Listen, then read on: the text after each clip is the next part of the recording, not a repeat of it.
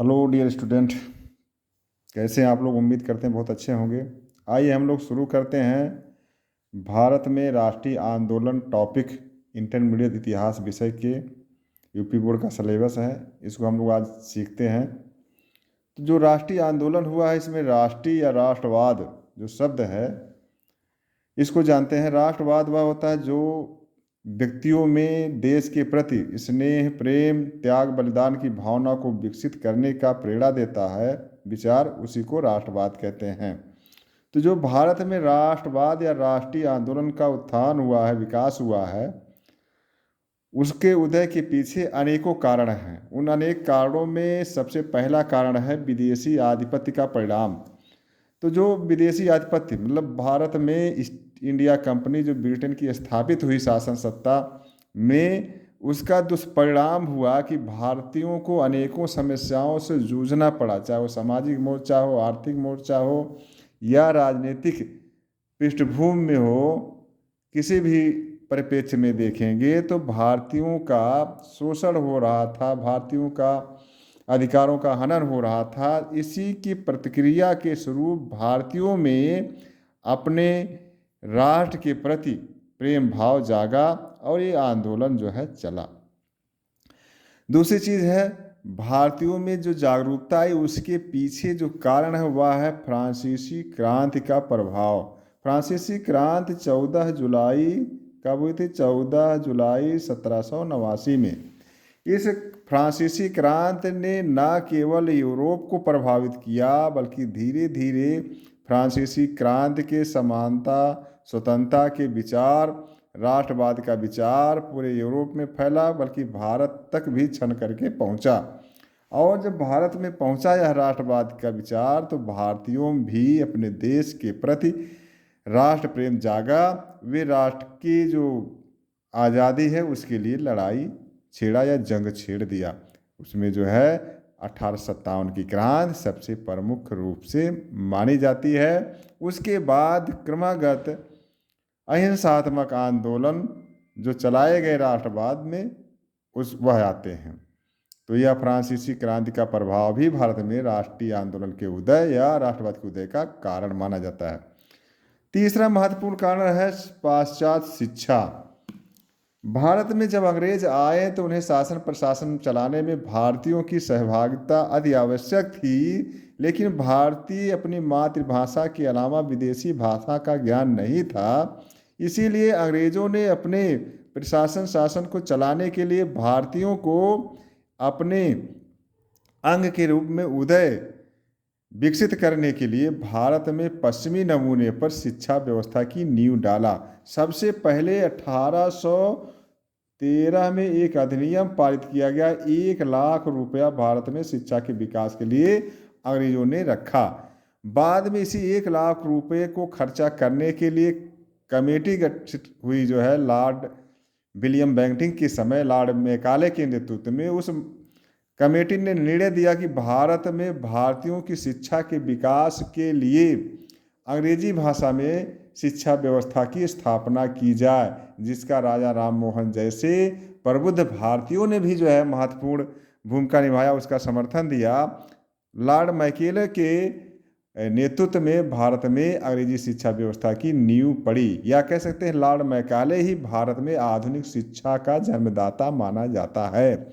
उसी का प्रभाव यह रहा, भारतीय पाश्चात्य शिक्षा को सीख करके अपने देश के प्रति त्याग बलिदान की भावना को जाने, विदेशी शासन की क्या खराबियां हैं, अपने देश शासन कैसे अच्छा होगा, कैसे अच्छा होता है, यह सब जाने और राष्ट्रीय आंदोलन को चलाया। तो एक प्रकार से पाश्चात्य शिक्षा जो कि प्रशासन शासन चलाने के लिए नींव रखी गई थी, लेकिन उसका प्रभाव यह पड़ा कि भारतीयों में राष्ट्रवाद की भावना जागा। दूसरा कारण है प्रेस और समाचार पत्रों की भूमिका। तो जो ये प्रेस सबसे पहले आया था कब? पुर्तगालियों के समय में छापा खाना आया, उसके माध्यम से बहुत सी पुस्तकें, सबसे पहली पुस्तक भगवद गीता का प्रकाशन हुआ। इसके बाद अनेकों पुस्तकें प्रकाशित की गई, जिससे भारतीयों में ज्ञान विज्ञान को बढ़ावा मिला। इसके अलावा समाचार पत्र, सबसे पहला बंगाल गजट, बंगाल गजट और अमृत बाजार पत्रिका का प्रकाशन हुआ। ऐसे ही अनेकों पत्रिकाएं, पत्र पत्रिकाएं अंग्रेजों के द्वारा, और जेम्स अगस्ट हिस्की, ये जो है पहला जो है प्रेस यहाँ चलाने वाला था, पेपर निकालने वाला व्यक्ति। इसके अलावा भारतीयों ने बहुत से पत्र पत्रिकाएं निकाला, जिससे जो है राष्ट्रीय आंदोलन को चलाने का बल मिला। इसी प्रकार से भारत में चलाए गए सामाजिक धार्मिक सुधार आंदोलन भी भारतीयों को प्रेरित किया अपने देश के प्रति प्रेम भाव जगाने का। तो आंदोलनों में हम लोग जानते हैं राजा राम मोहन राय ने कौन चलाया, ब्रह्म समाज स्थापित करके समाज सुधारने का प्रयास किया। कौन स्थापित किया, राजा राम मोहन राय। और स्वामी दयानंद सरस्वती ने क्या स्थापित किया था, आर्य समाज। और विवेकानंद ने क्या स्थापित किया, रामकृष्ण मिशन सोसाइटी। और एनी बेसेंट ने थियोसॉफिकल सोसाइटी। ऐसे ही तमाम भारतीय महापुरुषों ने सामाजिक धार्मिक सुधार आंदोलन चला के भारत के समाज में व्याप्त कुरीतियों, अंधविश्वासों को तोड़ डाला। जैसे सती प्रथा, बाल विवाह, विधवा विवाह, बाल विवाह और शिशु हत्या आदि की कुरीतियों को दूर कराया गया। इसी प्रकार से धर्म के क्षेत्र में पाखंडवाद, पुरोहितवाद आदि के खिलाफ आवाज़ उठाकर भारतीयों को जागृत किया गया। तो पुनर्जागरण जो सामाजिक धार्मिक आंदोलन चला, वह भी राष्ट्र प्रेम जगाने में महत्वपूर्ण भूमिका निभाया था। इसी प्रकार से अंग्रेजी शासन की विविध नीतियाँ, जैसे नस्ली भेदभाव, आर्थिक नीतियों में भारतीय धन को बाहर ले जाना, इसे जो है दादा भाई नौरोजी ने भारतीय धन निष्पादन सिद्धांत को स्थापित किया कि भारत का धन किस प्रकार से ब्रिटेन की ओर चला जा रहा है। तो इसी नीतियाँ जो है राजनीतिक में राज गोद लेने की प्रथा, सहायक संधि इत्यादि ऐसी नीतियाँ थी कि भारतीय राजाओं और जमींदारों को कंगाल कर दिया था।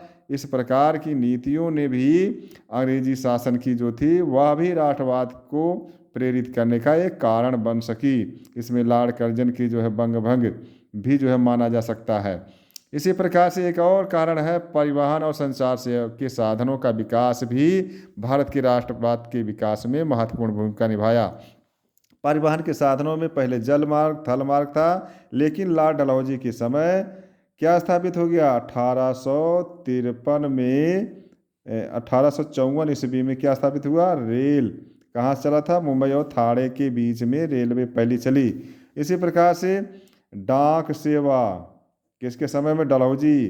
डाक तार सेवा, ये भी डलहौजी के समय। ये सब व्यवस्थाएं स्थापित हो गई, जिससे सूचनाओं का आदान प्रदान, एक स्थान से दूसरे स्थान पर आने जाने की सुविधा से देश के एकीकरण को बढ़ावा मिला, एक दूसरे को समझने को मौका मिला। इससे जो है देश प्रेम में भी जो है वृद्धि हुई। इस प्रकार से विविध कारणों से भारत में राष्ट्रवाद का उदय हुआ। राष्ट्रवाद के उदय से राष्ट्रीय आंदोलन चला करके भारतीयों ने ब्रिटिश सरकार के द्वारा स्थापित ईस्ट इंडिया कंपनी और उसके बाद सरकार के द्वारा शासन चला रहे व्यवस्था को ध्वस्त करके भारतीयों ने स्वतंत्रता की प्राप्ति किया। तो जो व्यवस्थाएं प्रेम जागा राष्ट्र प्रेम, उसमें जो कर्मगत आंदोलन चले 1857 की क्रांति या उससे पूर्व में जो संगठन बने उसके बारे में हम लोग जानते हैं।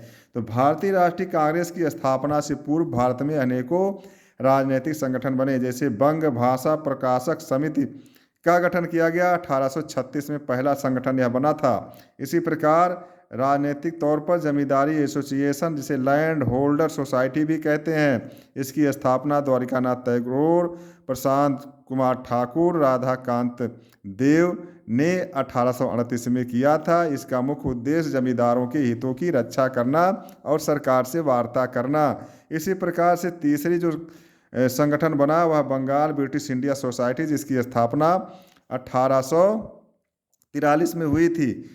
अगली संगठन है ब्रिटिश इंडिया एसोसिएशन या जमींदारी एसोसिएशन, और बंगाल ब्रिटिश इंडिया एसोसिएशन मतलब जमींदारी एसोसिएशन या लैंड होल्डर सोसाइटी, तथा बंगाल ब्रिटिश इंडिया सोसाइटी को मिला करके ब्रिटिश इंडिया एसोसिएशन की स्थापना 1851 ईस्वी में किया गया था। इसी प्रकार से बम्बई एसोसिएशन की स्थापना 1852 में, ब्रिटिश इंडिया एसोसिएशन मद्रास की स्थापना 1853 में, ईस्ट इंडिया एसोसिएशन लंदन में स्थापित हुआ 1866 में। इसकी स्थापना दादा भाई नौरोजी ने किया था। किसकी? ईस्ट इंडिया एसोसिएशन लंदन में स्थापना दादा भाई नौरोजी ने किया था 1866 में। इसका उद्देश्य भारतीयों की समस्याओं को इंग्लैंड में उठाना। इसी प्रकार से इंडिया लीग की स्थापना शिशिर कुमार घोष ने किया था 1875 ईस्वी में। इंडियन एसोसिएशन ऑफ कलकत्ता की स्थापना, इंडिया लीग की स्थापना सुरेंद्रनाथ बनर्जी, आनंद मोहन बोस ने किया 1876 ईस्वी में। इसी प्रकार से बम्बई प्रेसिडेंसी एसोसिएशन की स्थापना 1885 ईस्वी में। इसे बदरुद्दीन तैयब जी, फिरोज शाह मेहता, के.टी. तेलंग ने किया था। इसी प्रकार से प्रथम भारतीय राष्ट्रीय कॉन्फ्रेंस की बैठक जो आयोजित किया गया था आनंद मोहन बोस की अध्यक्षता में 1883 ईस्वी में। इस प्रकार से भारतीय राष्ट्रीय कांग्रेस की स्थापना से पूर्व बहुत से संगठन बन चुके थे, लेकिन सब क्षेत्रीय स्तर पर अपने अपने माध्यम से जागरूकता बढ़ाने का प्रयास कर रहे थे। सबसे पहले व्यवस्थित रूप से एक अंग्रेज थे जिनका नाम है एलन ऑक्टेवियन ह्यूम। इन्हें शॉर्टकट में A.O. ह्यूम कहा जाता है। इन्होंने 1883 ईस्वी में प्रमुख भारतीय नेताओं, जो क्षेत्रीय नेता थे, उनसे संपर्क किया। 1884 ईस्वी में एक संगठन इंडियन नेशनल यूनियन की स्थापना किया। 1884 में A.O. ह्यूम ने इंडियन नेशनल यूनियन की स्थापना किया। इसका नाम जो इंडियन नेशनल यूनियन था, इसका नाम बदल करके दादा भाई नौरोजी के सुझाव पर इस संगठन का नाम बदल के भारतीय राष्ट्रीय कांग्रेस रख दिया गया। इस संगठन का प्रथम सम्मेलन दिसंबर 1885 ईस्वी में पूना में प्रस्तावित था, किंतु पूना में प्लेग फैल गया था। इसी कारण से इसका सम्मेलन बम्बई में गोकुलदास तेजपाल संस्कृत कॉलेज में सोमवार 28 दिसंबर 1885 ईस्वी में हुआ। इस सम्मेलन में 72 सदस्यों ने भाग लिया था। इसके प्रथम अध्यक्ष थे W.C. बनर्जी, जिनका पूरा नाम है बोमेश चंद्र बनर्जी, और इस संगठन के महासचिव थे A.O. Hume, Allan Octavian Hume. इस सम्मेलन में सुरेंद्रनाथ बनर्जी जैसे उदारवादी नेता भाग नहीं लिए थे। लॉर्ड डफरिन के समय में यह संगठन बना था। जब कांग्रेस की स्थापना 1885 में हुई तो उस समय भारत के वायसराय थे लॉर्ड डफरिन और इंग्लैंड में प्रधानमंत्री थे ग्लैडस्टोन। इस संगठन के बारे में कुछ विद्वानों ने विचार अपने व्यक्त किए हैं। जैसे W.C. बनर्जी या बोमेश चंद्र बनर्जी ने कहा कि अखिल भारतीय संगठन के रूप में कांग्रेस का जन्म लॉर्ड डफरिन के मस्तिष्क की उपज थी। लॉर्ड डफरिन चाहते थे ऐसा संगठन बने कि जो भारतीयों में विरोध भाव का जो जन्म हो रहा था उसे सरकार को पता चल जाए और सरकार उस विरोध भाव को समाप्त कर सके किसी भी प्रकार से। इसीलिए भारतीय राष्ट्रीय कांग्रेस की स्थापना की गई थी A.O. ह्यूम के द्वारा। इसी प्रकार से एक विचार है, यह संस्था इसीलिए बनी थी कि अंग्रेज राज की रक्षा हेतु अभय कपाट के रूप में कार्य कर सके। यह विचार लाला लाजपत राय ने दिया था। लाला लाजपत राय ने कहा था कि यह संस्था इसीलिए बनी थी कि कांग्रेस राज्य को रक्षा हेतु अभय कपाट के रूप में कार्य कर सके। तो डफरिन ने चूंकि बनवाया था A.O. ह्यूम को कह करके, तो इसीलिए वो काम कर रही थी। इसी प्रकार से सेफ्टी बल्ब या सुरक्षा कवच के रूप में थी। A.O. ह्यूम ने स्वयं कहा है, एलन ऑक्टेवियन ह्यूम ने स्वयं कहा था कि कांग्रेस की स्थापना सेफ्टी बल्ब या सुरक्षा कवच के रूप में थी। 1885 में पहला अधिवेशन मुंबई में हुआ। दूसरा अधिवेशन 1886 में कलकत्ता में हुआ। सुरेंद्रनाथ बनर्जी के इंडियन नेशनल कॉन्फ्रेंस भी भारतीय राष्ट्रीय कांग्रेस के साथ शामिल हो गई और इसकी अध्यक्षता दादा भाई नौरोजी ने किया था कलकत्ता अधिवेशन में। दूसरे अधिवेशन का राष्ट्रीय स्वरूप बन गया कांग्रेस का। पहले था क्षेत्रीय, अब हो गया कांग्रेस एक राष्ट्रीय स्तर की पार्टी बन गई, क्योंकि पूरे भारत से इसके सदस्य थे और पूरे भारत की समस्याओं को समाधान कराना राष्ट्रीय कांग्रेस की जिम्मेदारी बन गई थी। तीसरा अधिवेशन मद्रास में हुआ और इसके प्रथम मुस्लिम अध्यक्ष हुए बदरुद्दीन तैयब जी। इसी प्रकार से चौथा सम्मेलन हुआ इलाहाबाद में 1888 ईस्वी में। जॉर्ज यूल प्रथम अंग्रेज भारतीय राष्ट्रीय कांग्रेस के अध्यक्ष बने। इस प्रकार से राष्ट्रीय कांग्रेस की स्थापना भारत में राष्ट्रवाद के विकास में एक नए युग का शुरुआत किया। भारतीय राष्ट्रीय कांग्रेस निरंतर आंदोलन चला करके राष्ट्रीय जागरूकता को बढ़ावा दिया, राष्ट्र की आज़ादी के लिए प्रयास किया। कांग्रेस के द्वारा जो भारतीय राष्ट्रीय आंदोलन चलाए गए, उन आंदोलनों को अध्ययन करके हम लोग उस आंदोलनों को 3 चरणों में बांट सकते हैं। प्रथम चरण है 1885 से 1905 तक, इसे उदारवादी युग या उदार राष्ट्रवादी युग जो है कह सकते हैं। दूसरा चरण है 1905 से 1919 तक, इसे उग्र राष्ट्रवादी युग कह सकते हैं। तीसरा चरण है 1919 से 1947 तक, इसे गांधीवादी युग के नाम से हम लोग जान सकते हैं या समझ सकते हैं। तो प्रथम चरण को हम लोग जानते हैं। प्रथम चरण में क्या घटनाएं हुई, कैसे आंदोलन कर्मिक विकास हुआ, कैसे आंदोलन चला और क्या सफलताएं मिली। प्रथम चरण में राष्ट्रीय आंदोलन का नेतृत्व उदारवादी नेताओं के हाथ में रहा। उदारवादी नेताओं में दादा भाई नौरोजी, फिरोज शाह मेहता, सुरेंद्रनाथ बनर्जी, WC बनर्जी, दिनशा वाचा, बदरुद्दीन तैयब जी, KT तेलंग जैसे नेता महत्वपूर्ण थे, जिन्होंने इस चरण में अपने योगदानों से राष्ट्रीय आंदोलन को न केवल भारत में प्रसारित किया बल्कि विदेशों में भी प्रसारित करने का प्रयास किया।